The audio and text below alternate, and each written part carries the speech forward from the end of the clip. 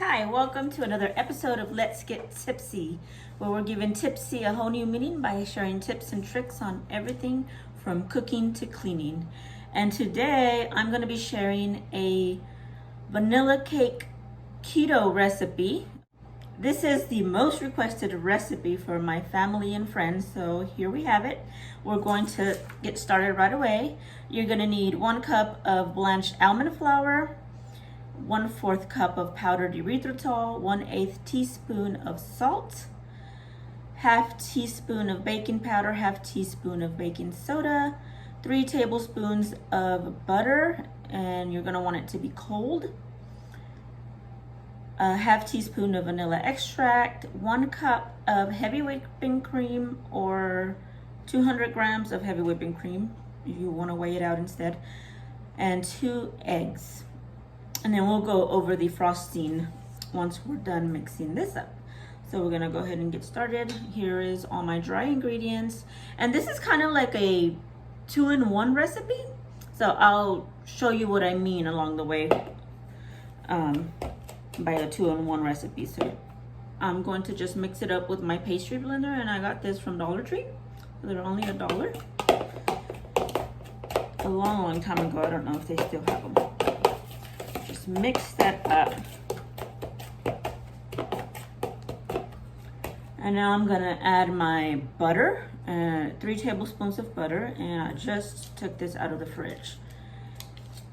And the reason you want cold butter for this recipe is it just bakes so well. When you use cold butter, you end up with a really soft, moist cake.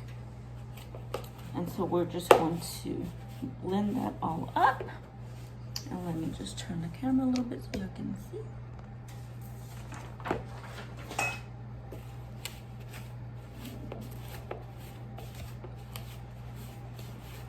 And by the way, you're gonna wanna preheat the oven to 350. And the way I'm making these cakes is in small molds. So here are the molds I use. And I use these molds because when you're cooking something with almond flour, especially when you're making a vanilla cake, it tends to, if you use a big baking dish, it tends to overcook on the edges, and then in the middle would be just right, or the middle will be just right. I'm saying the edges will be just right, and the middle will be raw. So that's why I use the small molds, because it just cooks more evenly.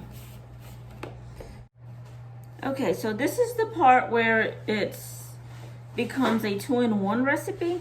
Now, if you leave out the baking powder and the baking soda, at this point right here, you can actually turn these into shortbread cookies, because now you have a dough. You can press it together, and it creates this, you can create these little balls. And then you can maybe press them down with like a fork, or I'm doing this pastry blender right now. You place these on a parchment lined cookie sheet and bake them for about 8 to 10 minutes at 350. And you have shortbread cookies, and they are so delicious.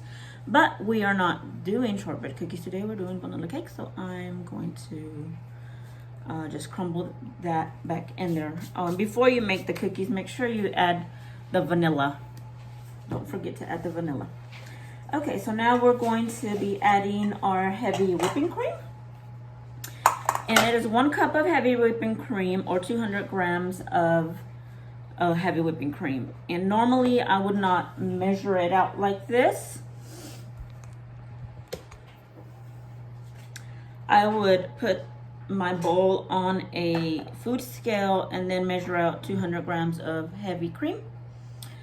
That way I don't have to dirty an extra dish, but I've already done it. So stick your heavy cream in there, your 1/2 teaspoon of vanilla extract, and your 2 eggs. And just mix that up.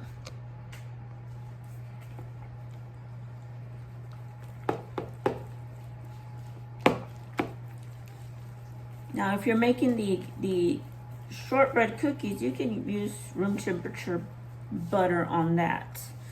That would be okay. But I like to use cold butter when it comes to baking the cakes. They just come out so perfect. I don't want to mess with it. I used cold butter to begin with, and it worked out really well. And that's it. That's the batter. So easy. So now we're going to spread them out evenly, or pour them out evenly into 6 of these molds, and I'll put a link where you can get these. And they come in a like a tray, and they come like that. And I cut them out because my cakes were always coming out lopsided because the extra flap on it would like weigh them down. So to pour this out, you're gonna want a 1/3 cup measuring, because that's about perfect for each little cake. So 1/3 cup of batter.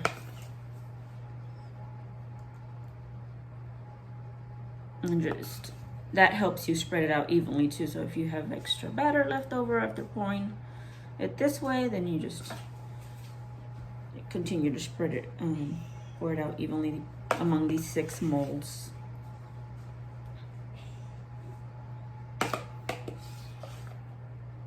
And this cake turns out so good. It was a bestseller. For those of you who do not know, I owned a keto meal prep business. I decided to close it because I had just started out on the keto meal prep business whenever the corona pandemic happened. And you know, the economy was so uncertain. I decided, you know what, let me close. I'll do YouTube videos. I'll share all these awesome recipes, and if the opportunity arises again to redo it, maybe I'll consider it. I don't know. I'm having such a good time just sharing it with people that I think I'm not gonna end up doing that again. So now this is ready for the oven, and it's gonna go in the oven for 20 minutes. So we'll be right back. Okay, so while our cakes are baking, we're gonna make the frosting. And so I have with me 1 block of cream cheese, 1 stick of butter, and 1/2 teaspoon of vanilla extract. And we're just gonna blend that up really quick. And now we're going to add 2/3 cups of powdered erythritol.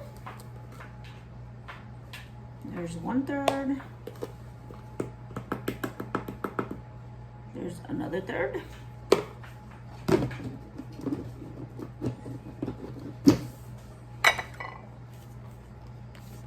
Mix that up again.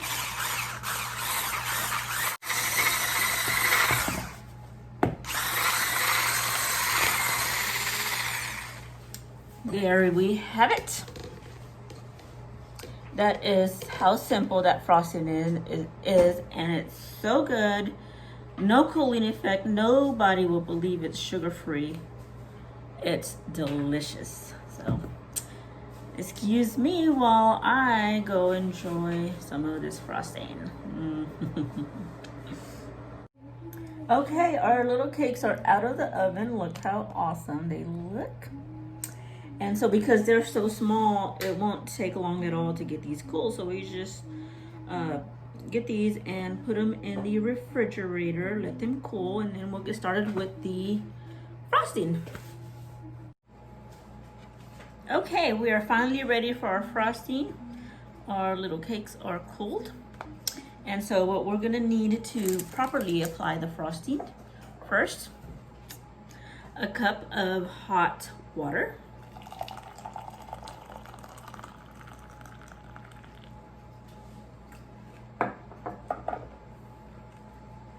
A little frosting spatula thingy, and I use little parchment paper squares to put my cake on it. Okay, so first you're gonna wanna lay your parchment paper down. You're gonna take your little cake out. Look how easy that is. You're gonna lay it flat side down. Oh, and you're also gonna need some clean napkins. You're gonna grab some frosting and just plop it right on top.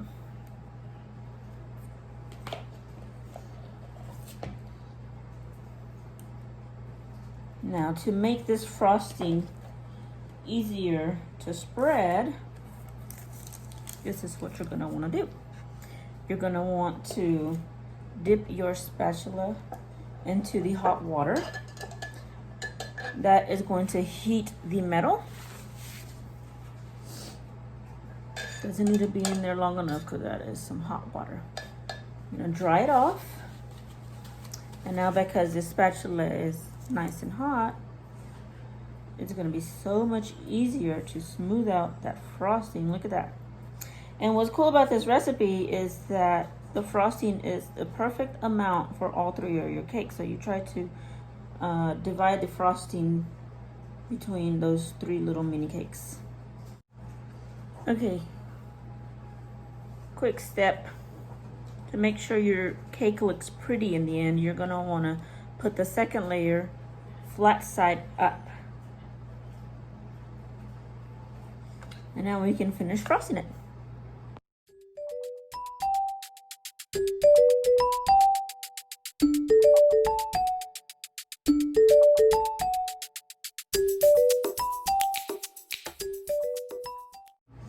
This next step is absolutely optional, but you can sprinkle pecans, chopped pecans on your cake, or I don't know, shredded coconut. You can do like get like a low carb chocolate bar and like grate it, so you can put like chocolate on it. And you just do whatever you want to it. I do pecans. I find that if you're not good at frosting, you could just top it with something and it'll look absolutely beautiful. And that's the main reason I put pecans on mine. But also it tastes so good. So it's a win-win. And so for the sides, you're gonna wanna spread pecans on the edges of your cake and then just push them up against the walls. And so that's how I do the walls of it. Just sprinkle it all around the edges and then just push them up. Spread them to the top. Easy peasy.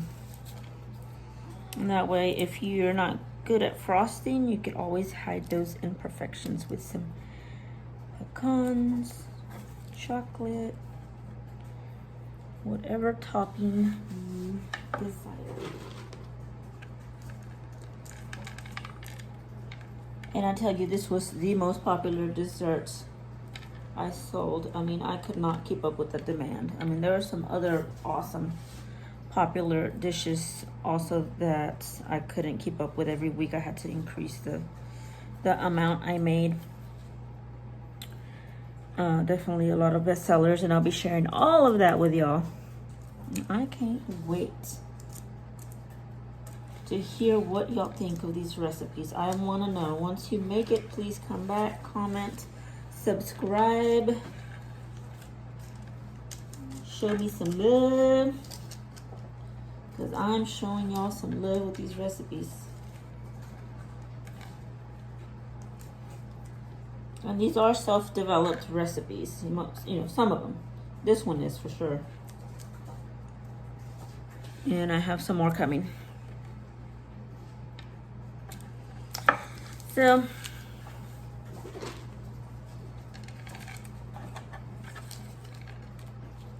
there you have it.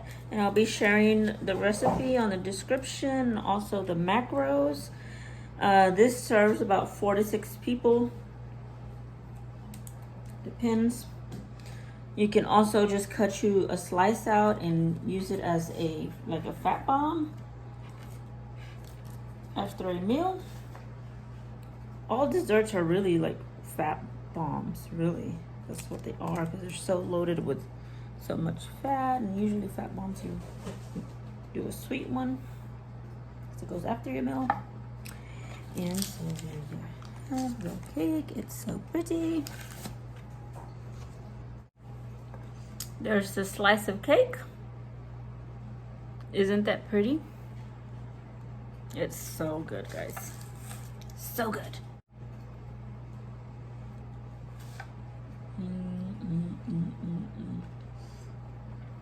You want to wow somebody with a sugar-free recipe? This one is the one. This one is the one. Everybody loves it, as long as they like vanilla cake. So good.